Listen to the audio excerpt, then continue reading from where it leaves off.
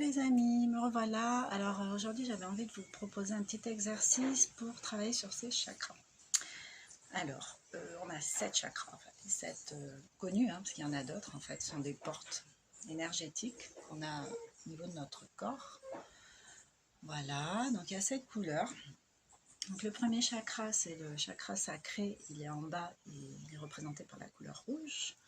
En dessous du nombril, on a un deuxième chakra orange, juste en dessous du nombril.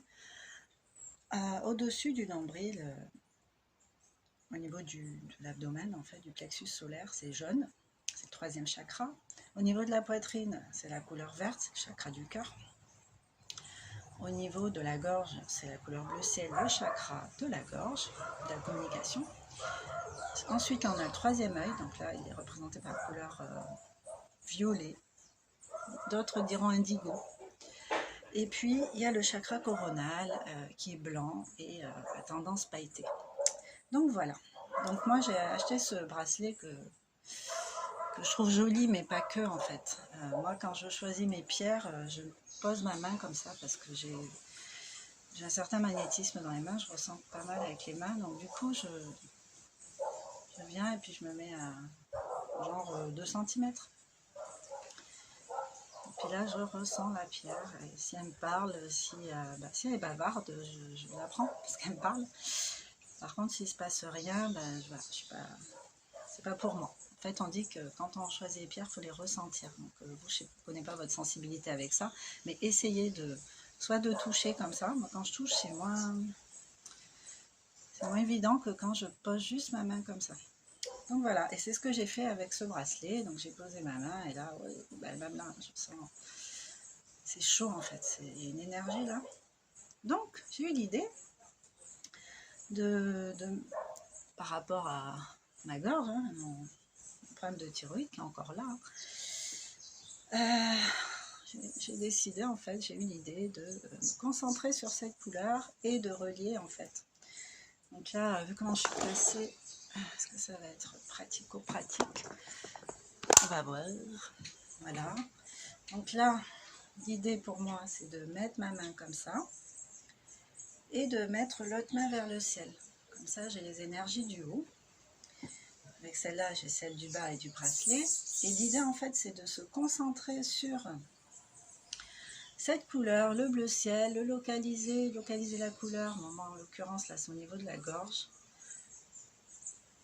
Et ressentir cette couleur au niveau de ma main,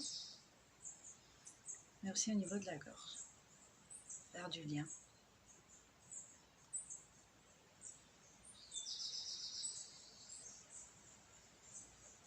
Si vous en avez un, c'est le moment de faire l'exercice.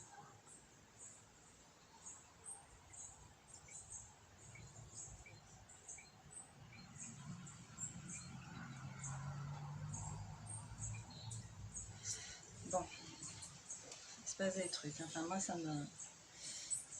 C'est des frissons, je sens là au niveau de la gorge qui ça bouge. Et il se passe des choses. Donc voilà, je trouve que c'est un bon moyen pour rééquilibrer un peu ces chakras. On n'en parle pas beaucoup, mais c'est important d'équilibrer ces chakras tout simplement pour être aligné, pour être centré, pour être bien ancré. Et du coup, pour être prêt pour tout ce qui va se présenter à l'extérieur. Donc voilà. Donc je voulais juste faire un petit point sur les personnalités, les caractères. Moi par exemple, je suis sophrologue, mais je suis pas... Enfin, dans la dimension je trouve que c'est un peu réducteur en fait. Et la société nous invite à réduire au maximum d'ailleurs. Il y en a, il va dire ouais, je suis médecin, ça y est, il a tout dit quoi. Alors que non, c'est pas... ça c'est juste un titre parmi d'autres en fait. Moi je suis sophrologue, je suis ludothérapeute, je suis... en fait je fais, mais je fais avec le cœur. Donc quelque part je suis aussi, parce que j'ai envie de transpirer ça. Mais je ne vais pas me réduire à ça en fait. Je suis sophrologue, mais j'ai aussi mon caractère, j'ai aussi ma façon à moi d'extraire les trucs. Ça passe par les filtres de mon caractère, de ma personnalité, de qui je suis profondément, mais dans la globalité tous les aspects de la personnalité en fait de chacun. Donc voilà, je trouve intéressant de se pencher aussi sur cette question de personnalité. Qui suis-je? Je ne suis pas qu'une seule chose, je ne suis pas que ce que la société a mis sur un papier pour moi. Je suis justement tout ce qui n'est pas marqué sur des papiers. Je suis autre chose. Je suis une âme, je suis une personne avec des sentiments, des émotions, une histoire, des expériences, des blocages, des compréhensions. Donc voilà. Voilà. Je voulais juste vous dire ça parce que c'est vrai que pour ceux qui commencent à me connaître un peu, j'ai mon caractère et je peux surprendre dans ma façon d'être par rapport à mes étiquettes de société. Mais en fait, je pense qu'il ne faut pas s'étriquer dans un seul costume et s'obliger à être que une étiquette. En fait, il faut se permettre d'être soi, tout simplement. Hein. Je suis super bienveillante tout le temps. Et des fois, quand ça m'énerve, j'ai des trucs. Donc voilà, je suis est trop réducteur pour moi. Je fais, j'aime, je transpire un peu ça aussi, mais pas que. Je suis un ensemble de choses, mon prénom, ma date de naissance, mon signe, le fait d'être gauchère et plein d'autres choses.